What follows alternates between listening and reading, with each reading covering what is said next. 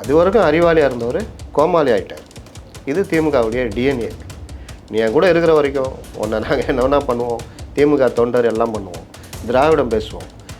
எம்ஜிஆர் வெளியில் போனோம்னா அவர் மலையாளின்னு சொல்லுவோம். திராவிடத்தில் மலையாளம் கிடையாது. ஆமாம், அப்படி தானே. பாஜக உள்ளே வந்துடும் சொல்லிக்கிட்டு நானே வெளியிட்டுலாக ராஜ்நாத் சிங்கை கூட்டு வந்தது இவங்க, கேலோ இந்தியாவுக்கு பிரதமரை கூட்டு வந்தது இவங்க. மனோ ரீதியாக பாஜக 2வது இடம் மக்கள்கிட்ட உருவாக்குறது. அண்ணாமலையை பயன்படுத்தினாங்க, இது கூட்டணியை உடைச்சாங்க. இது எல்லாமே அதிமுக பலவீனப்படுத்துகிறாங்க நினச்சிக்கிறாங்க. என்னன்னா அந்த இடத்துல பிஜேபி வளருது. நீங்கள் பண்ண இது 18% என்டிஏ வந்து இல்லை. அப்போ பாஜகவை வளர்ப்பது திமுக தான் சொல்ல வரீங்க? ஆமாம், இவங்கள்ட்ட எல்லாமே இருந்தது. அப்போ கடகடன்னு வேகமாக வந்தாங்க. தனக்கு தேவைன்னா சுதந்திர கட்சி கூட கூட்டணி சேர்ந்தாங்க.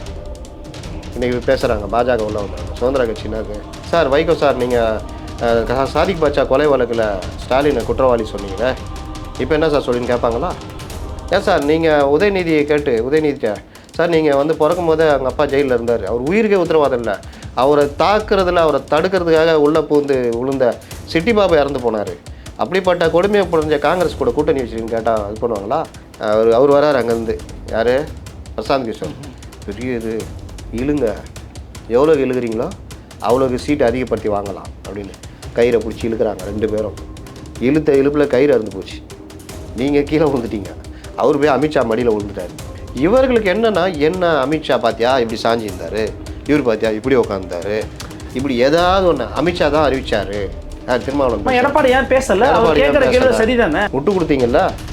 உங்களுடைய திருமாவளவனுடைய அவருடைய அரசியல் கரியரில் 30 வருஷத்தில் இந்த 5 வருஷம் அவர் கேரியரில் அவருக்கான மதிப்பு இழந்தது இந்த 5 வருஷம் தானே. இதுக்கு முன்னாடிலாம் திருமாவளவன் இந்த மாதிரி மதிப்பு இழந்தது இல்லையே. திமுக பிரில்லியண்ட்டாக அவர் மூவ் பண்ணுறாங்க. பாமக இருந்தால் தானே ஸ்ட்ராங் பண்ணுவீங்க, பாமக நாங்கள் இழுத்துட்டா அப்படின்னு பெரியவரை இழுக்கிறாங்க. பெரியவருக்கு இங்கே போகணும், சின்னவருக்கு அங்கே போகணும். இந்த பிரச்சனை இல்லை. விசிகா இருக்கும்போது எப்படி நான் பாமக விசிகா வெளியே அனுப்பிச்சிடுவாங்க. ஒரு 1-2 கூட்டி 6 தான் அவருக்கும் 6 தான், இவருக்கும் 6 தான். ஓ அப்படியா, சரி முடிச்சு விட்டாங்களா? இதுதான் அரசியல். டிடிவினால் 25 தொகுதிகள் தோத்தாங்க 2021. ஓகே, எந்த டிடிவினா, டிடிவி வர்றாரு பேசுகிறாருன்னா மீடியா அப்படி பார்க்கும். நான் நினச்சேன் 96 மாதிரி ஒன்றெல்லாம் போயிடுவாங்க, 200 தொகுதிக்கு மேலே ஜெயிப்பாங்க. நான் நடந்தது 75 சீட்டு ஜெயிக்கிறாங்க, 20லேருந்து 39% வந்துடுறாங்க. ஆன்டி இன்கம்பன்சி எல்லாம் இருந்துமே 39%. நீங்கள் இவ்வளோ ஒரு எழுச்சி, சமூக நீதி இயக்கம், சிபிஎம் இருக்குது, சிபிஐ இருக்குது, விசிகா இருக்குது, காங்கிரஸ் இருக்குது, எல்லாம் இருக்குது, ஒன்றுமே. விஜய் இந்த சிறுபான்மை வாக்குகள் இது வரைக்கும் இவங்க விழுந்ததே கிடையாது, விழவும் போகிறதில்ல. அதுதான் நமக்கு நம்பிக்கைன்னு இவங்க இருந்தாங்க. என்றைக்கு போய் கஞ்சி குடித்தாரோ அதோடைய ரியாக்ஷன் இவங்கள்ட்ட எப்படி வந்துச்சு பார்த்தீங்களா? சிவாஜி கிருஷ்ணமூர்த்திலேருந்து எடுத்துக்கங்க, பலரும் எடுத்துக்கங்க.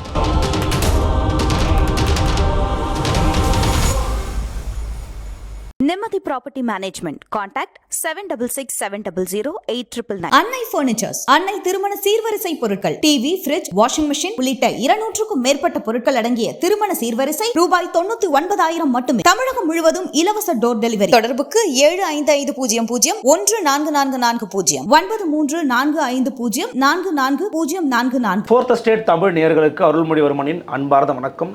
இன்று நம்ம நடந்திருக்கிறார் மூத்த பத்திரிகையாளர் திரு முத்தலிஃப் அவர்கள். வணக்கம்ண்ணா. வணக்கம். எப்படி இருக்கீங்க? நல்லா இருக்கேன். மனமார்ந்த சித்திரை திருநாள் மற்றும் தமிழ் புத்தாண்டு வாழ்த்துக்கள். தமிழ் புத்தாண்டு வாழ்த்துக்கள். இன்றைக்கி பார்த்துருப்பீங்க, பாஜக மற்றும் அதிமுகவோட கூட்டணி உறுதியான பிறகு நடந்து கொண்டிருக்கக்கூடிய சம்பவங்கள். இவ்வளவு நாளாக கூட்டணியே கிடையாது, 26லையும் சரி 24லையும் சரி கூட்டணி இல்லைங்கன்னு எஸ்டிபிஐ மாநாட்டிலேயே பேசியவர் மருதுவர் எடப்பாடி பழனிசாமி கூட்டணிக்கு வச்சுட்டாரு. அப்படியே அதிமுகவை அடகு வச்சுட்டாரு. முடிஞ்சு போச்சு. 2026ல் திமுகவுக்கு வெற்றி உறுதி அப்படின்னு இப்போ நிறைய பேர் பேச ஆரம்பிச்சிருக்காங்க. ஒரு மூத்த பத்திரிகையாளர் உங்களுடைய கருத்து என்ன? இது ஒரு படு பாதாள குழிக்கு போய்விடுதா அதிமுக? அதாவது முதல்ல நீங்கள் ஜெயிக்கணும், உங்களை மக்கள் ஏற்றுக்கணுன்னா எதிரியை நீங்கள் ஃபிக்ஸ் பண்ணணும், அவங்கள மட்டம் தட்டணும் அப்படின்றது ஒரு அரசியலில் ஒரு விதி. அதை மிக சிறப்பாக பண்ணுறது திமுக.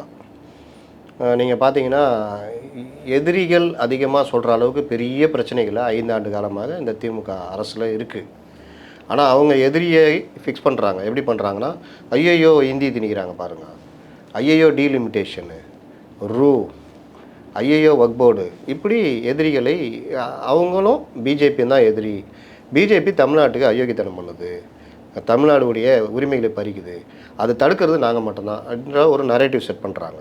ஆனால் உண்மையான நரேட்டிவ் என்ன? தமிழ்நாட்டு வரப்போகிற சட்டமன்ற தேர்தலில் தமிழ்நாட்டு அரசியலுக்கான தமிழ்நாட்டு மக்களுக்கான பிரச்சனைகளில் என்னென்ன பண்ணணுன்றத எதிரிகளை அதிமுக மற்றவங்களும் செட் பண்ணணும். அவங்க அதில் வீக்காக இருக்கிறாங்க. அப்போ இந்த மாதிரி இன்னொன்று என்னென்னா, பொதுவாகவே திமுக நீங்கள் எந்த தலைவர்கிட்ட யார்கிட்ட பேசினாலும் ஒரு ஆணவ துணி இருக்கும். அதாவது எம்ஜிஆர் 62லேருந்து திமுக எல்லாம் ஹெல்ப் பண்ணார். 72 அவர் தூக்கி வெளியே போடும்போது அது வரைக்கும் அறிவாளியாக இருந்த ஒரு நேசமான ஆளாக இருந்த எம்ஜிஆர் மலையாளி ஆகிட்டார். அது வரைக்கும் அறிவாளியாக இருந்தவர் கோமாளி ஆகிட்டார். இது திமுகவுடைய டிஎன்ஏ. நீ என் கூட இருக்கிற வரைக்கும் ஒன்றை நாங்கள் என்ன பண்ணுவோம், திமுக தொண்டர் எல்லாம் பண்ணுவோம், திராவிடம் பேசுவோம். எம்ஜிஆர் வெளியில் போகணுன்னா அவர் மலையாளின்னு சொல்லுவோம். திராவிடத்தில் மலையாளம் கிடையாது. ஆமாம், அப்படி தானே? திராவிடம்னா அவங்க எல்லாரும் சேர்ந்து சொல்கிறாங்க. ஆமாம், ஆனால் திராவிடத்தில் மலையாளம் கிடையாது. இது அப்புறம் பெண் வந்துட்டாங்கன்னா அவங்கள எந்த அளவுக்கு அவங்களுடைய கேரக்டர் அசாசினேஷன் பண்ண முடியுமோ அதெல்லாம் நாங்கள் பண்ணுவோம். இதை நாங்கள் பெருமையாக வேறு பேசிக்குவோம். அதாவது எவ்வளோ அறிவு. ஒரு படத்தில் வடிவேலு ஒரு படத்தில் சொல்லுவாப்புல, நம்ம வீட்டில் மட்டும் எப்படிமா எல்லாம் இவ்வளோ அழகாக இருக்காங்க அப்படின்ற மாதிரி. அந்த இது ஆரம்பகால படம் அது, அந்த ஜோக் கூட இப்போ இல்லை. அந்த மாதிரி நம்ம மட்டும் எப்படி இவ்வளோ அறிவாளியாக இருக்கிறோம் மற்றவங்களாம் அப்படின்னு நுனிப்புல் மேயிறது. அதுக்கு ஆட்களை வைத்துக்கொண்டு அந்த நுனிப்புல் விஷயத்தையே பெருசாக்குறது, எதிராளியை மட்டம் தட்டி ஒன்று இல்லைன்னு ஆக்குறது. இதெல்லாம் ஒரு வகையான டெக்னிக்கு. இந்த டெக்னிக்கை தான் ஏடிஎம்கே எதிராக பயன்படுத்துகிறார்கள். நீங்கள் பார்த்தீங்கன்னா மற்ற எந்த கட்சியிலையும், பாஜகவில் அகில இந்திய லெவலில் இருக்குது, தமிழ்நாட்டில் எடுத்திங்கன்னா மற்ற எந்த கட்சியும் மற்ற கட்சிகளை இந்த அளவுக்கு இழிவுபடுத்தி பேச மாட்டாங்க. தலைவருடைய கேரக்டரை மட்டமாக ஒன்றும் இல்லை, தவழ்ந்த பாடி எடப்பாடி தவழ்ந்துட்டு போகிறான், காலில் விழுந்தான், ஒரு தடவை தான் அந்த காலில் விழுந்தார், லட்சம் தடவை இவங்க காலில் விழ வச்சுட்டாங்க. அப்போ இந்த மாதிரி பண்ணுறதெல்லாம் இங்கே மட்டும்தான் பார்த்துருப்பீங்க. அது இவங்கள்ட்ட மட்டும்தான் இருக்கும். நீங்கள் அதே அளவுக்கு ஏடிஎம்கே எடுத்து இவர்களை அவமானப்படுத்தினாங்க, இவங்களை ஸ்டாலினையோ உதயநிதியோ அவங்க கொச்சப்படுத்தினாங்கன்னு பார்த்தீங்கன்னா ரொம்ப இருக்காது. ஏதோ இருக்கும், அதுக்குள்ள 2ஆம் கட்ட 3ஆம் கட்ட தலைவராக இருப்பாங்க. ஒரு பெரிய டீமையே செட் பண்ணி பண்ணுற வேலை இருக்காது. இப்போ மேட்ருக்கு வர்றேன். பாஜக உள்ளே வந்துடும் சொல்லிக்கிட்டே நானே வெளியிட்டுலாக ராஜ்நாத் சிங்கை கூட்டு வந்தது இவங்க, கேலோ இந்தியாவுக்கு பிரதமரை கூட்டு வந்தது இவங்க. அரசு கூப்பிடுது, திமுக கூப்பிடல, தமிழக அரசு கூப்பிடுது, தமிழக அரசின் சார்பாக பிரதிநிதிகள். இதை விட இன்னும் நல்ல உருட்டுனாங்க. நாங்கள் கூப்பிடல, அது மத்திய அரசு விழா அப்படின்ட்டாங்க. மறுநாளே எல்முருகன் சொல்லிட்டாரு, ஏங்க அவங்க தலைமைச் செயலாளர் நடத்துகிறாரு அவங்க விழான்னு. இன்னும் இறங்கி வர்றேன், நாணய வெளியீடுன்றது கவர்மெண்ட், சென்ட்ரல் கவர்மெண்ட் ஆர்பிஐ மரியாதைக்கு வெளியிடுவாங்க. அதை நீங்கள் அறிவாலயத்தில் வச்சே வாங்கிட்ட வரலாறுலாம் இருக்குது. அண்ணாக்கு, ஜெயலலிதாவுக்கு, எம்ஜிஆருக்கு, இவங்க மட்டும் பெரிய அதை ஒரு விழா. அதான் டீம் சொல்லும், சார் இந்த விழாவை நம்ம பெருசாக பண்ணுறோம், திராவிடத்தால் வாழ்ந்தோம், அப்படி இப்படி பண்ணலாம், இதை பெரிய இதாக நடத்துங்க, தப்பு கிடையாது, அரசு விழாவாக நடத்துகிறீங்க, ரைட். இந்தியா கூட்டணி எங்கே போச்சு? இந்தியா கூட்டணியில் தலைவர்களே இல்லையா? ஏன் ராஜ்நாத் சிங்கை கூட்டு வர்றீங்க? அதுக்கு உருட்டு தான் இந்த உருட்டு, மத்திய அரசு விழான்னு. மத்திய அரசு விழான்னு இல்லைன்னொன்னே அப்படியே மௌனமாயிட்டாங்க. ஊடகங்களும் பெருசாக இதை விவாதிக்கலை. அப்போ பாஜக உள்ளே வந்துடும், எங்கே போச்சு? கூட இருந்த கூட்டணி தலைவர்கள்னா நாங்கள் அப்படியே பொறுத்துக்கிட்டு போனாங்க. அடுத்து கேலோ இந்தியா, பிரதமரை கூப்பிடணும்னு அவசியம் இல்லை, நடத்துனீங்க, ரைட்டு விடுங்க, நீங்கள் அது உங்களுடைய இதே மற்றவும் பண்ணால் பாருங்கள் பாஜக ஆகுது. பாஜக உள்ளே வந்துடும்னு சொல்லிவிட்டு நீங்கள் கலைஞர் நம்ம வளரணுன்றதை தாண்டி யார் வளரக்கூடாதுன்றதையும் பார்த்துக்குவார். ஜெயலலிதா அந்த வேலையை பண்ணாங்க. அப்போ பாஜக உள்ளே வரக்கூடாதுன்னா அதிமுக இருக்கணும், இல்லை சீமான் இருக்கணும், இல்லை விஜய் இருக்கணும். அப்போ தான் பாஜக உள்ளே வராது. கரெக்டா? அப்போ நீங்கள் இங்கே ஒரு கூட்டணி அமையுது, ஏடிஎம்கே மற்ற தாவேக்கா கூட சேர்றதுக்குறானா, நீங்கள் இதை விட்டீங்கன்னா அதுக்கப்புறம் நீங்கள் அடிக்கிறது வேறு விஷயம், உங்களுடைய சைட்லேருந்து நீங்கள் அடிக்கிறது. ஆனால் நீங்கள் ஏடிஎம்கேவே இருக்கக்கூடாதுன்னு முடிவெடுத்து அடிக்கிறீங்கன்னா, இப்போ எப்படி பாஜக காங்கிரஸ் முக்து பாரத்ன்னு பண்ணுறாங்களோ, எதிர்கட்சியே இல்லைன்னா கண்டம், அங்கே வேணும் ஒன்றும் வளரும், அது எதுவாக வேணாலும் இருக்கலாம், ஒவைசியாக கூட இருக்கலாம். அப்போது நீங்கள் ஏடிஎம்கே இங்கே இருக்கக்கூடாது முடிவு பண்ணினா அங்கே அந்த இடத்த வெட்டிட்டு யார் நிரப்ப போகிறா? பிஜேபி. இப்போ தான் வர்ற விஜயால முடியாது, பிஜேபி தான் நிரப்புவாங்க. ஏடிஎம்கே நீங்கள் பலகீனப்படுத்தினாங்க, யார் வளருவா? பிஜேபி தான் வளரும். திமுக என்னமோ திட்டம் போட்டு வேலை பார்த்து அதிமுக பலவீனப்படுத்த வேலை பார்த்தா மாதிரி சொல்கிறீங்க. அவங்க முடிவு சார், அவங்க தான் பிஜேபி கூட்டணிக்கு போகிறாங்க. ஒரு வெற்றிடத்தை உருவாக்கி, ஒரு நிர்பந்தத்தை உருவாக்கி கொண்டு போய் தள்ளுற வேலை. நான் கேட்குறேன், 2024 எலெக்ஷனு ஏடிஎம்கே தலைமையில் அவங்க சந்திக்க போகிறாங்க. ஆனால் அதை ஸ்ப்ளிட் பண்ணி பாஜக தான் 2வது இடம், 6 சீட்டு ஜெயிப்பாங்கன்னு போட்டாங்க. அவருக்கா எல்லா ஊடகங்களும் உருட்டுச்சு, 6 சீட்டு செகண்ட் பிளேஸ் பிஜேபி, ஏடிஎம்கே ஒன்றும் இல்லை, தேர்ட் பிளேஸ் அப்படின்னு உருட்டுனாங்க. இந்த உருட்டுலாம் எதுக்குன்னா மனோ ரீதியாக பாஜக 2வது இடம் மக்கள்கிட்ட உருவாக்குறது. அண்ணாமலையை பயன்படுத்தினாங்க, இது கூட்டணியை உடைச்சாங்க. இது எல்லாமே அதிமுக பலவீனப்படுத்துகிறவங்க நினச்சிக்கிறாங்க. என்னன்னா அந்த இடத்துல பிஜேபி வளருது. நீங்கள் பண்ண இது 18% என்டிஏ வந்து இல்லை. அப்போ பாஜகவை வளர்ப்பது திமுக தான் சொல்ல வரீங்க? ஆமாம், நான் முதலே சொன்னேன்ல, நீங்கள் நம்ம வளர்றதை விட யார் வளரக்கூடாது. ஒரு தடவை கலைஞர் சொன்னார், கம்யூனிஸ்டுகளை வளர விடாமல் பார்த்து கொண்டேன் அப்படின்னு. ஏன்னா ஒரே சமகாலத்தில் 2 பெரிய இயக்கங்கள் தமிழ்நாட்டில் வருது காங்கிரஸுக்கு மாற்றாக. இந்தியா முழுவதும் மார்க்சிஸ்டுகள், இடதுசாரிகள் இருக்காங்க. மார்க்சிஸ்டுகள் 64 வராங்க. அது முன்னாடி வரைக்கும் இடதுசாரி இந்திய கம்யூனிஸ்ட் கட்சி. தமிழ்நாட்டிலையும் இந்திய கம்யூனிஸ்ட் கட்சி பெரிய கட்சி. மாகாணங்கள், சென்னை மாகாணமாக இருக்கும்போது திருவிதாங்கூர் இந்த சைடு இது எல்லாம் இருக்குது. இந்த சைடு ஆந்திராவில் பெரும் பகுதி நம்மளோட இருக்கும் பொழுது பெரிய கட்சி இந்திய கம்யூனிஸ்ட் கட்சியும் முஸ்லீம் லீக்கும். மொழிவாரி மாகாணங்கள் பிரிஞ்ச பொழுது பெரும்பாலான பகுதியில் ஆந்திராவுக்கும் கேரளாவுக்கும் போனதுனால கம்யூனிஸ்ட் கட்சி கொஞ்சம் வலுவிழக்குது. அந்த நேரத்தில் காங்கிரஸை எதிர்ப்பதற்கு நீங்கள் ஒரு தேர்தல் அரசியலில் தீக்கா வரலன்னொன்னா கண்ணீர் துளிகள் அப்படின்ட்டு வெளியே வந்தீங்க. என்ன அது பிரச்சனை? மணியம்மையை பெரியார் கட்டி கொண்டார், திருமணம் செய்தார் அப்படின்னு வெளியே வந்தீங்க. நீங்கள் எல்லாம் எத்தனை திருமணம் செஞ்சீங்கன்னு ஊருக்கே தெரியும். ஒரு பெரியார் ஓப்பனாக சொத்து பிரச்சனைக்காக ஒரு பெண்ணை திருமணம் பண்ணதுக்காக கண்ணீர் துளிகள் வெளியே வந்தீங்க. ஆனால் உண்மையான நோக்கம் என்ன? தேர்தல் அரசியலில் இறங்கணும்னு. அப்போது நீங்கள் இறங்குற காலகட்டத்தில் 52 எலெக்ஷனில் இடதுசாரிகள் பெரிய கட்சி, பெரிய இது இடதுசாரி கருத்துக்கள் காங்கிரஸுக்கு மாற்று கருத்து. தேசிய கட்சி, அது ஒரு தேசிய கட்சி. அப்போ திமுக அங்கே வளரணும்னா இந்த கருத்துக்களை கையில் எடுக்கணும். காங்கிரஸ் எதிர்ப்பு ப்ளஸ் இடதுசாரி கருத்துக்கள். அதில் தான் நீங்கள் பார்த்தீங்கன்னா எம்ஜிஆர் படங்களோ, என்எஸ் கிருஷ்ணனோ, கேஆர் ராமசாமியோ, எஸ்எஸ்ஆரோ, இந்த திரைக்கலைஞர்களை பயன்படுது, கலைஞருடைய வசனம் எல்லாமே பார்த்தீங்கன்னா இடதுசாரி கருத்துக்கள் அதிகமாக இருக்கும். மருதகாசியோ இருக்கட்டும், பட்டுக்கோட்டையாக இருக்கட்டும், அந்த பாடல்கள் எல்லாமே இடதுசாரி கருத்துக்களை இவங்க பயன்படுத்தினாங்க. திரைப்படம் ஒரு முறை கலைஞர் கூட சொன்னார், அண்ணாவை பார்க்கிறதாகட்டால் நான் கம்யூனிஸ்டாக இருந்திருப்பேன் அப்படின்னு சொல்லி பேசி அது சொன்னார்.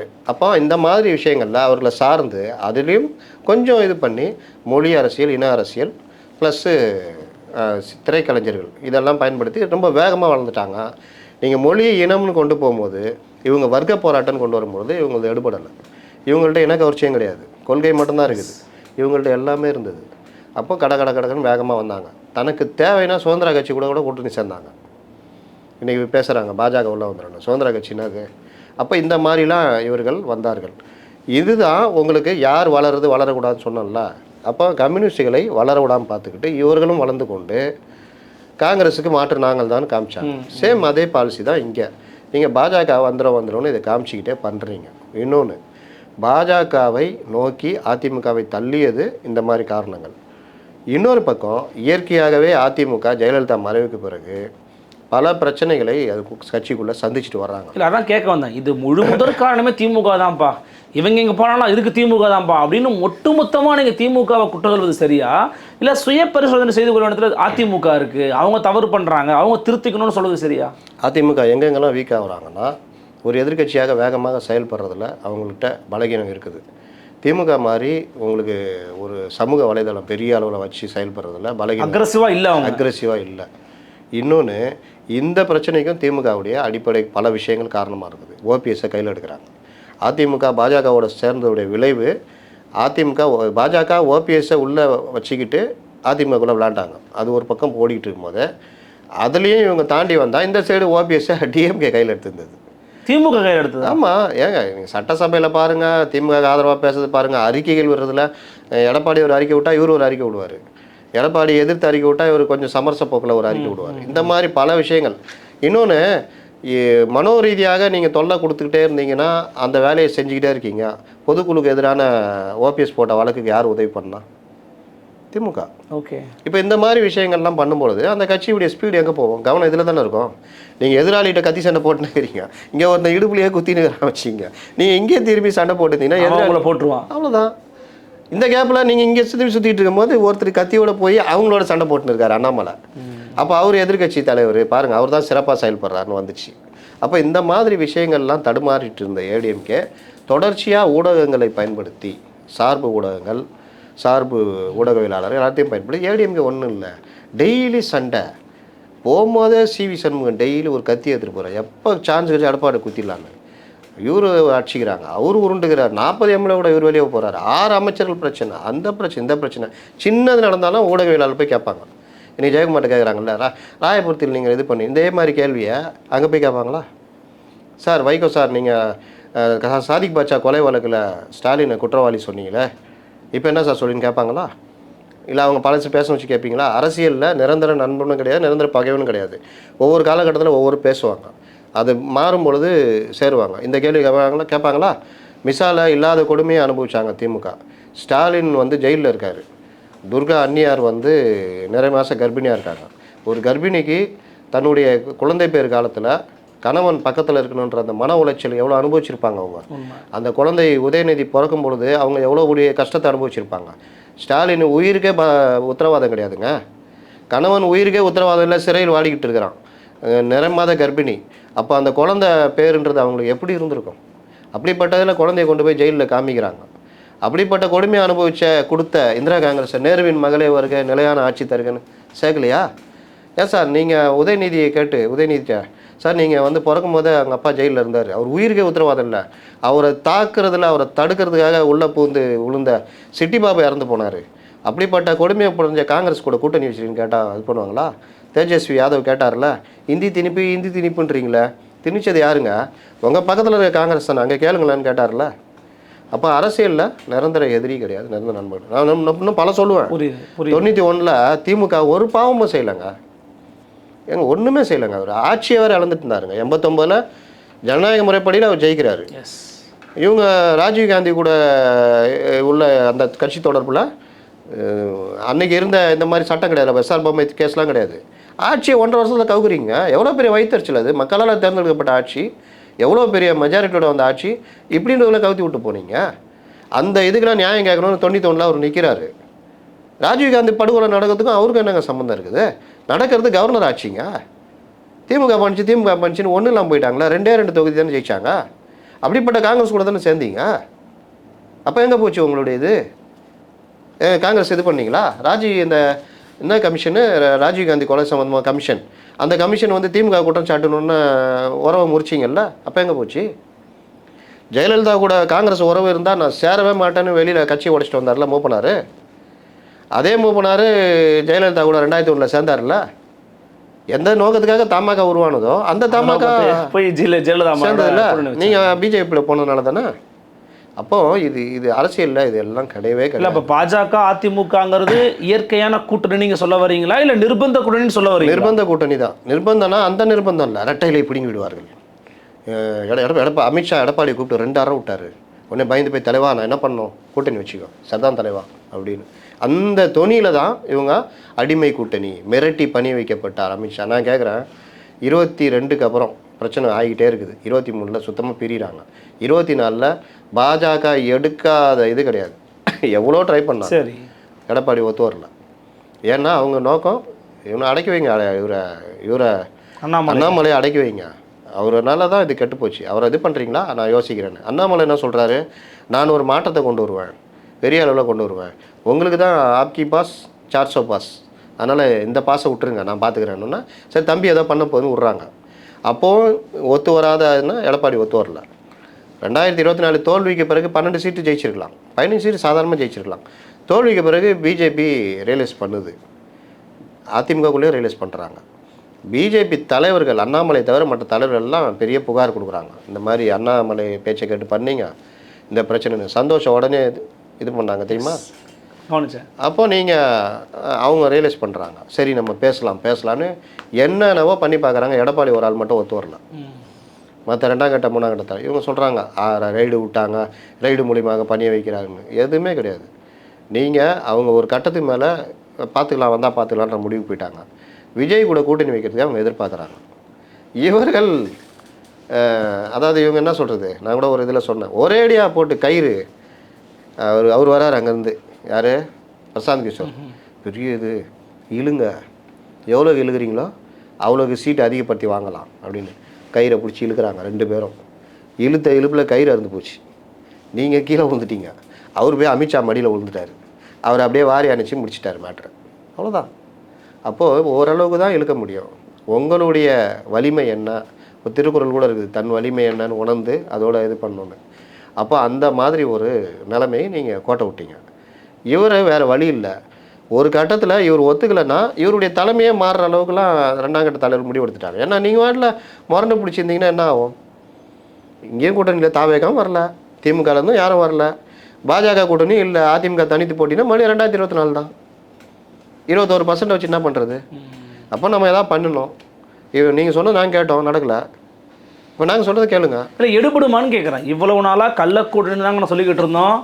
பாருங்க மக்களே, இவங்க உண்மையிலே கூட்டணி வச்சுட்டாங்க. பண்டார பரதேசிகள்னு சொன்னார், 99 சேர்ந்தார், எடுபடல. ரைட் மேன் இந்த ராங் பார்ட்டின்னாரு. நீங்கள் என்ன இல்லை, கலைஞர் கருணாநிதி அளவுக்கு இங்கே ஆளுமை இருக்கிறாங்களா? நீங்கள் அப்படி மதிப்பீடு பண்ணுறீங்க எடப்பாடி பழனிசாமியை? பண்ணணும், பிரச்சாரம் பண்ணணும். தமிழ்நாட்டுடைய தேவை 5 ஆண்டுகள் கொடுத்தோம், சொன்ன எதுவுமே நிறைவேற்றலை. இன்றைக்கி மாற்றம் தேவைப்படுது. அடுத்த 5 ஆண்டுகள் கொடுத்தீங்கன்னா தமிழ்நாடு என்ன ஆகும்? பிரச்சாரம் பண்ணணும். இல்லை, ஏன் வந்து எடப்பாடி பழனிசாமியை வந்து அடமான வச்சுட்டாரு அப்படின்னு சொல்கிறாங்கன்னா, அதே இடத்துல ஒரு ப்ரெஸ் மீட் கொடுக்குறாங்கண்ணே. அந்த ப்ரெஸ் மீட்டில் ஒன்றிய உள்துறை அமைச்சர் அமித்ஷா அவர்கள் பேசும்போது என்ன சொல்கிறாரு?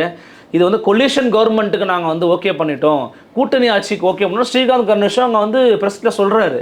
ஆனால் பக்கத்துலேயே எதிர்க்கட்சியில் உட்காந்துக்கிட்டு இருக்கிறாரு, அவர் ரியாக்ஷனே கொடுக்கலையே. அப்போ கூட்டணி ஆட்சிக்கு ஒத்துக்கிற அளவுக்கு அதிமுக பலவீனமாயிருச்சா? நீங்கள் அதுதான் நான் முதல்ல சொன்னேன். இழுத்து கூட போகல. கடைசியில் அவங்க வந்து யோசிக்கிறாங்க, விட்டால் விஜய் கூட கூட்டணி போயிடுவாங்க. ஏன் இப்போ கூட்டணி அமைஞ்சது? அதான் கேட்குறேன். ஒரு ஆண்டுக்கு முன்னாடி அமைய வேண்டிய தேவை என்ன? ஏன் கூட்டணி ஆட்சிக்கு ஒத்துக்கிட்டீங்க? ஏன் உங்கள் மூத்த தலைவரோட ஏன் பேசலை? நீங்கள் உடனடியாக வராரு போகிறாரு. எஸ்பி வேலுமணி முனுசாமி மட்டும்தான் இருக்கிறாங்க, மற்றவங்களாம் எங்கே? யாராவது டிஸ்கஸ் பண்ணாங்களா? எதுவுமே தெரியலையே. கூட்டணி ஆட்சிக்கு ஒத்துக்கொண்டார்கள் அப்படின்னு எங்கேயுமே ப்ரெஸ் ஸ்டேட்மெண்ட் வரல. இல்லை, அமித்ஷா சொன்னாருன்னா கொலிஷன் கவர்மெண்ட்டுக்கு தான் சொன்னார். கொலிஷன் கவர்மெண்ட்டுன்னு சொல்கிறது வந்து இவர் நம்ம எல்லாம் என்டிஏ கவர்மெண்ட்டு ஃபார்ம் ஆகும்னு சொல்கிறது. என்டிஏ முதல் நாள் எடப்பாடி சந்திச்சுட்டு வந்து என்ன சொன்னார்? என்டிஏ அரசு அமையும், இந்த சாராய இதெல்லாம் அழிக்கப்படுனாரு.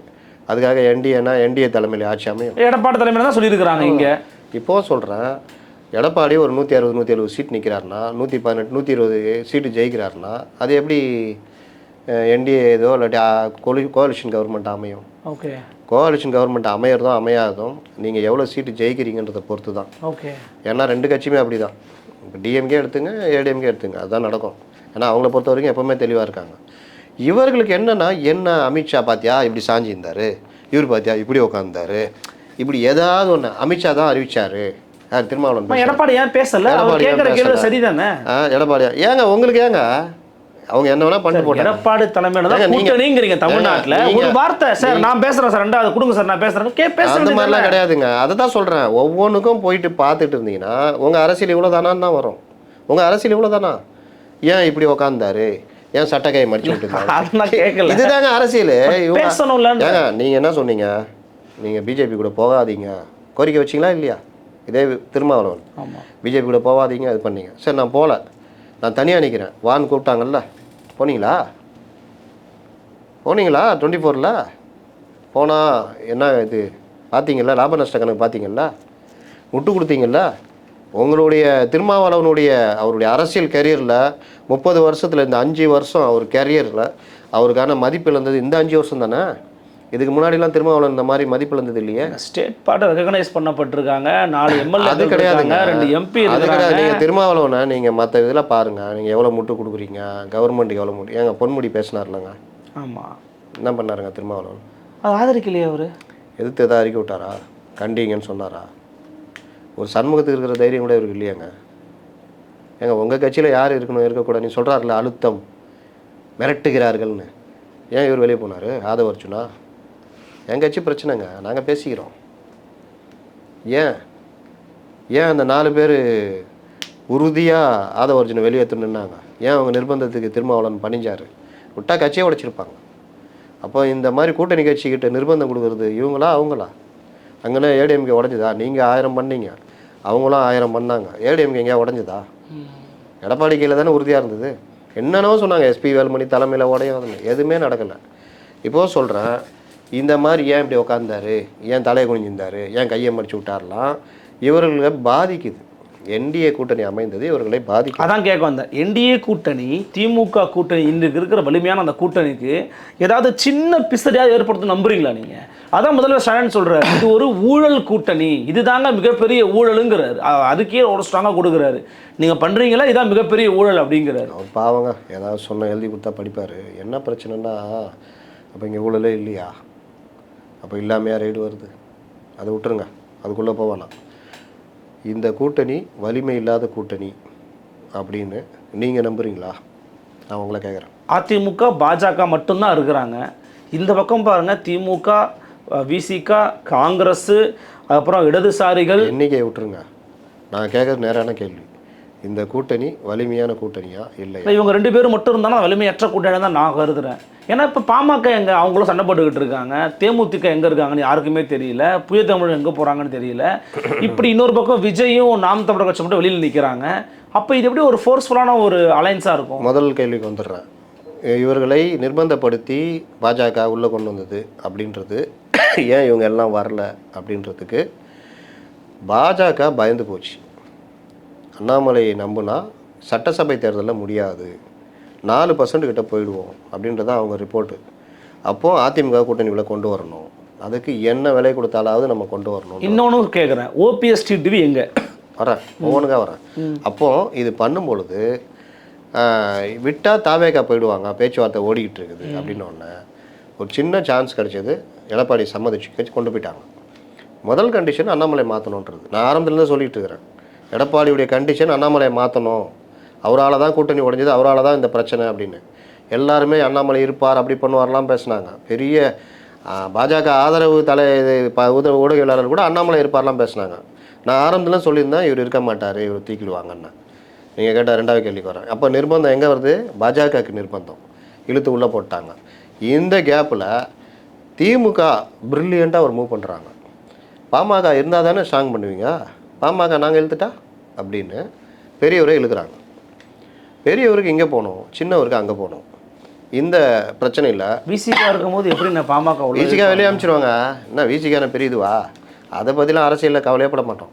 2016 பண்ணல, நாங்கள் 200 சீட் நிற்க போகிறோம், நீங்கள் கிளம்புங்கன்னு சொல்ல, அதை திருமாவளவன் சொன்னாரா இல்லையா? இப்போ சமீபத்தில் சொன்னார், அவர் தான் சொன்னார், 10 சீட்டு 12 சீட்டு எல்லாம் தலைவரை எம்பி சீட்டு ஜெயிச்சிட்டோம், நம்மது தான் அடுத்த ஆட்சியும், 2021 நம்ம தான் கலகிலாம் தலைவரை அப்படின்னு வந்து உக்காந்தா. என்ன தலைவரை 6 சீட்டு? என்ன தலைவர் எப்படி சொல்கிறீங்க? நாங்களாம் கூட இருந்தது பண்ணுறோம், அதுக்கு தான் 6 சீட்டு, 4 சீட்டு தான் கொடுக்க சொன்னார் பிரசாந்த் கிஷோர். நாங்கள் தான் நீ என் கூடயே இருக்கிறீங்க அப்படின்னு இறக்கப்பட்ட 6 சீட்டு கொடுக்குறோம். தலைவரை அந்த தலைவர் இருந்தப்போ, கலைஞர் இருந்தப்போ நான் 10 சீட்டுக்கெலாம் சண்டை போட்டுக்கிறேன், அது வேறு. இப்போ 6 சீட்டு இல்லை, என்ன முடிவு பண்ணீங்க? முடிவா? வெளியே போனால் மக்கள் நல கூட்டணி, இந்த சைடு போக முடியாது, பிஜேபி அதிமுக என்டிஏ கூட்டணி. சரி, ஒரு 1-2 கூட்டி 6 தான். அவருக்கும் 6 தான், இவருக்கும் 6 தான். ஓ அப்படியா, சரி முடிச்சு விட்டாங்களா? இதுதான் அரசியல். பாமக உள்ளே வருதுன்னா 2 நடக்கும்.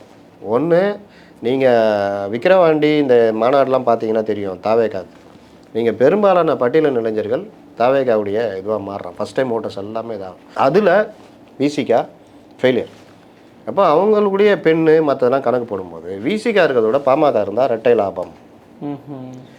2வது பாமக இங்கே வந்துட்டா அங்கே வீக்னஸ். ஒரு கல்லில் 2 மாம்பழம்.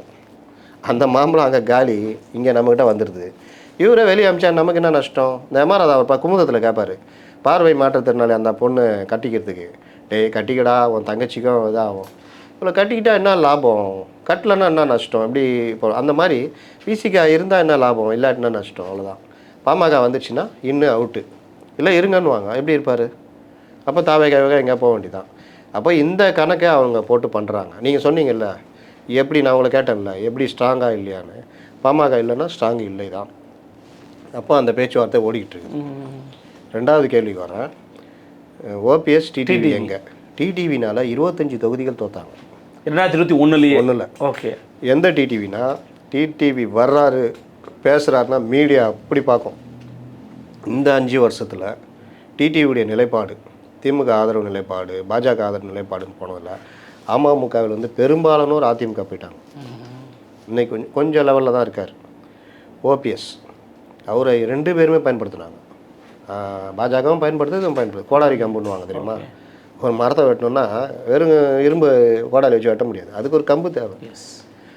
அதில் இவ கடுமையாக ஆச்சு. இப்போ அவரும் ஒன்றும் இல்லாமல் ஒரு பக்கம் இருக்கிறாரு. மற்றவங்கள பற்றி பேசாதீங்க, எல்லாமே சிங்கிள் பர்சன்ஸ். இவங்க 2 மேஜர். இவர் ரெட்டையில் எதிர்த்தே நின்னார். இது ஒரு பார்ட்டு. இதில் கண்டிஷன் என்னென்னா, இவங்க 2 பேர் வேணாம். எடப்பாடி கண்டிஷன். அமித்ஷா மற்றவங்க சொல்கிறது 2021 சொன்ன அதே தான். ஒன்றுபட்ட அதிமுக இருந்தால் தான் ஜெயிக்க முடியும். உளவியல் ரீதியாக மக்கள்கிட்ட ஒரு இதாகிடும். இவங்கெல்லாம் ஒன்று ஆகிட்டாங்கன்னா, ராஜமாதா நான் சொன்னல ஒன்றுபட்ட ஆட்சி இதுதான் பார்த்துக்குங்க அப்படின்னா ஒரு பெரிய ரீச். அப்போது அதை பற்றி பேசுவோம், பின்னாடி பேசுவோம், நம்ம பார்த்துக்கலாம். நேற்று நயினா நாகர் என்ன சொல்கிறாரு, அவர்களையும் என்டிஏல இணைத்து கொண்டு கூட்டணி தொடரும். அதில் கொஞ்சம் எடப்பாடி கொஞ்சம் இறங்கி வந்தார்னா ஒரு ப்ரில்லியண்ட்டான மூவ்.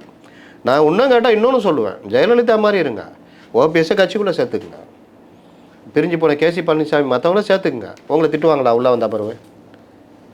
உள்ளே வச்சு நீங்கள் என்ன பண்ணாலும் அவங்கள எடுத்து பேசுவாங்களா? அவங்களுக்கு வேண்டியது சீட்டு, மற்ற விஷயங்கள். ஓபிஎஸ்க்கு தேவை 2-3 சீட்டு, அவ்வளோதான். நீங்கள் தானே பவர். ஆனால் இதை செய்கிறதுக்கு அவருக்கு அந்த இது இல்லை. அவர் தனி நபர் தேவை பார்க்குறாரு. அவங்க எவ்வளோ இறங்கி வர்றாங்க. டிடிவி போன எலெக்ஷன் சொன்னார், ரெட்டை இலையிலே போட்டியிட தயார், நான் எந்த நிபந்தனையும் கிடையாதுன்னாரு. ஓபிஎஸ் அதை தான் சொன்னார். சரி, இல்லாட்டினாலும் காலத்துடைய கோலம் இவர்கள் என்டிஏ அணிக்குள்ளே வருவாங்க. பாமகவையும் பேசிக்கிட்டு இருக்கிறாங்க. தேமுதிக கிட்டத்தட்ட வந்துடுவாங்க. இது எல்லாமே டிமாண்டு. நீங்கள் 1 வருஷம் முன்னாடி கூட்டணி அமைப்பீங்க, நாங்கள் இன்றைக்கே அறிவிக்கணும்னு எங்களுக்கு அவசியம் இல்லையா? நாங்கள் அப்படியே இப்படி காமிச்சிட்டே டிமாண்டை கிரியேட் பண்ணுவோம். அப்போ கொஞ்சம் ஏறும். அது இயற்கை தான். அதனால் என்டிஏ கூட்டணிக்குள்ளே இவங்க வரதுக்கான வாய்ப்புகள் அதிகம் இருக்குது. இப்போ நமக்கு தோணுதுன்னா, ஆக பெரும் ஒரு அரசியல் தலைவர் திருமாவளவனுக்கு தோணாதா? அப்போ அவர் அதுக்கான பேச்சுவார்த்தை என்னங்க இந்த மாதிரிலாம் ஓடுது, என்ன சொல்கிறீங்கன்றதெல்லாம் போவாதா? தெரியுமா தெரியாதா அவருக்கு? அப்போ அது ஒரு பார்ட்டுன்னு வச்சிங்களேன். அப்போ இந்த கூட்டணி ஸ்ட்ராங்காக ஆகிறதுக்கு இது. இப்போ ஃபைனல் இதுக்கு நான் வர்றேன். நான் உங்கள்கிட்ட ஆரம்பத்தில் கேட்டேன், இந்த கூட்டணி வலுவானதா வலுவில்லாத? நீங்கள் சொன்னீங்க அதிமுக பாஜக இருந்தால் மட்டும்தான் வலுவானதுன்னு. நானும் அதில் ஒத்துக்கிறேன், மாறுபட்ட கருத்து இல்லை. 2019 20% வாக்குகள், 50% வாக்குகள், 38 சீட்டு, 1 சீட்டு ரவீந்திரநாத் தேனி. 2021 இந்த கூட்டணி வரவே கூடாதுன்னு நீங்கள் நான் எல்லாருமே நினச்சோம். சாத்தான்குளம், தூத்துக்குடி, அது இது இல்லாத பிரச்சனை கிடையாது. பிஜேபி கூட சேர்ந்து சிஏஏ அது வரவே கூடாது. 3 வேளாண் சட்டம் வந்து அடிமைப்பாடி இங்கே செம்ம ஒரு தேர்தல் அறிக்கையை நம்மளை கேட்டு போடுறாரு. நம்ம எது சொன்னாலும் கேட்குறாரு. நான்லாம் மயங்கினேன். தலைவர் இந்த மாதிரி அறிக்கை வரணுங்க, இதுக்கு இந்த மாதிரி எது சொன்னாலும் அணுகுவதற்கு எளியது. இப்படி பண்ணுங்கள், அப்படி பண்ணுங்கள், இது பண்ணுங்கள். கல்வியாளர்கள் பிரின்ஸ்லாம் கேட்டு பாருங்கள். இந்த மாதிரி பலரும், டாக்டர்கள், அவங்க போக்குவரத்து தொழிலாளிகள், 100 நாளில் நமது ஆட்சி, நீங்கள் வாபஸ் வாங்க, வந்த ஒன்று எல்லாம் இது எல்லாம் இருந்து இதுவும் இருந்து நான் நினச்சேன் 96 மாதிரி ஒன்றுலாம் போயிடுவாங்க, 200 தொகுதிக்கு மேலே ஜெயிப்பாங்க. அது நடந்தது. 75 சீட்டு ஜெயிக்கிறாங்க. 20லேருந்து 39% வந்துடுறாங்க. ஆன்டி இன்கம்பன்சி எல்லாம் இருந்துமே 39%. நீங்கள் இவ்வளோ ஒரு எழுச்சி, சமூக நீதி இயக்கம், சிபிஎம் இருக்குது, சிபிஐ இருக்குது, விசிகா இருக்குது, காங்கிரஸ் இருக்குது, எல்லாம் இருக்குது, ஒன்றுமே இல்லை. அப்போ இது இப்படின்னா இது அப்படியே உல்ட்டாவாகிக்கிடுங்க. அதே கோபம், அதே இது எல்லாமே இந்த கவர்மெண்ட்டுக்கு எதிராக இருக்குது. அன்றைக்கி கூட்டணியில் ரொம்ப உறுதியாக தலைவரை 6 சீட் இருந்தாலும் பரவாயில்ல ஜெயிக்கணுன்ற வெறியோடு இருந்தவர்கள் பேர் கெட்டு போய் கிடக்கிறார்கள். இன்றைக்கி விசிகாவும் சரி, கம்யூனிஸ்டும் சரி, மக்களுக்கான இதுன்றது அவங்களுக்கு நம்பிக்கை வந்து அவர்கள் தொண்டர்கள் கேடர்ஸை ஜெல்லாக மாட்டான். அந்த அளவுக்கு ஒரு வெறுப்பில் எல்லாம் இருக்காங்க. இந்த சைடு இதே கூட்டணி ஃபார்ம் ஆகுது, மக்கள் பிரச்சனையை பெருசாக எடுக்கிறாங்கன்னா உங்களுக்கு கிட்டத்தட்ட அப்படியே மாறும். இதில் விஜய் என்ன செய்வார் அப்படின்றது உங்களுக்கும் கேள்வி வரும், எனக்கும் கேள்வி. விஜய் இன்றைக்கி சிறுபான்மை பட்டியலின மக்களுக்கான வாக்கு சதவீதம் கிட்டத்தட்ட 17% இருக்குது. விஜய் இந்த சிறுபான்மை வாக்குகள் இது வரைக்கும் இவங்களுக்கு விழுந்ததே கிடையாது, விழவும் போகிறதில்ல. அதுதான் நமக்கு நம்பிக்கைன்னு இவங்க இருந்தாங்க. என்றைக்கு போய் கஞ்சி குடித்தாரோ அதோடைய ரியாக்ஷன் இவங்கள்ட்ட எப்படி வந்துச்சு பார்த்தீங்களா? இந்த சிவாஜி கிருஷ்ணமூர்த்திலேருந்து எடுத்துங்க, பலரும் எடுத்துக்கங்க. விஜய் தான் ஒன்றுமே இல்லைல்ல, ஆனால் அவ்வளோ விஜயை பற்றி ட்ரால் பண்ணுறீங்க. ஏன்னா விஜய் அடிப்படையில் கை வைக்கிறார். சிறுபான்மை மக்கள், பட்டியலின மக்கள், பெண்கள், இதை விஜய் எதுவுமே செய்யாமே கொஞ்சம் இருக்குது. இன்னும் சுற்றுப்பயணம் கிளம்பி கவர்மெண்ட்டுக்கு எதிராக பேச ஆரம்பித்தா பெரிய அளவில் கோர் பேங்க்கு டிஎம்கேவுடைய கோர் பேங்கை கை வைப்பார். ஆன்டி டிஎம்கே ஓட்டாக அவருக்கு வரும். அதுதான் 10 to 12 நம்ம சொல்கிறோம். இந்த 10 to 12 அந்த சைடு கொஞ்சம் டவுனு அப்படின்னா லாஸ்ட்டில் ஃபஸ்ட்டுன்னு இந்த கூட்டணி அடிச்சிடும். இது இவர்களுக்கு நன்றாக தெரிகிறது. நம்மளை விட நல்லா தெரியும். இது பெண் இருக்குது, உளவுத்துறை இருக்குது, எல்லாமே இருக்குது. இவர்களுக்கு என்ன நடக்குன்னு தெரியும். பல அதிகாரிகள் டெபுடேஷன்லேயும் அதுலேயும் இதுலேயும் போகிறது, பல அதிகாரி எனக்கு இந்த இது வேணான்னு ஒதுங்கிறதுலாம் காரணம் இதுதான். இந்த ஆட்சி மாறும், இது பிரச்சனை ஆக போகுதுன்னு கூட்டணி கட்சிகளும் நீங்கள் தேர்தல் நெருக்கத்தில் பார்த்தீங்கன்னா எல்லாம் ஆரம்பிப்பாங்க. ஓகே, அப்போ இந்த அதிமுக பாஜக கூட்டணிங்கிறது ஒரு தோல்வி கூட்டணி இப்போ சொல்ல முடியாதுங்கிறீங்க? சொல்ல முடியாது. ஏன்னா நீங்கள் 2021 அவ்வளோ பிரச்சனை இருந்தால் 39%ங்க. ஓகே, இப்போ கூட எடுத்துங்களா 21 ஏடிஎம்கே, 18 இந்த என்டிஏ சேர்த்தா 39 வந்துடுதா? இது இல்லாமல் டிடிவி இதெல்லாம் கொண்டு வந்து அகண்ட கூட்டணி பெரிய கூட்டணின்னு கொண்டு வந்தால் கவர்மெண்ட்டுக்கு எதிரான பிரச்சனையை கொண்டு போனால் அப்போது நீங்கள் இப்போ விஜயகாந்த் மாதிரி 2006 மாதிரி விஜய் பிரிக்கிறாரு வச்சுக்கோங்க, 1-2 பேரும் இப்போ மெஜாரிட்டி இல்லாமல் போயிடுவாங்க. அப்போ தான் அமித்ஷா சொன்ன அந்த கூட்டணிலாம் அமையும். இல்லை விஜய் ஓரளவுக்கு வாங்குறாரு, எந்த திமுக பிரிச்சுட்டாருன்னா இவங்க மேலே ஆயிடுவாங்கன்றாங்க. 100 ஓட்டுங்க, 100ல் 30 இவரு, அவர் ஒரு 15-45 போக மீதி ஒரு 40 வாங்கினாலே போதுமே.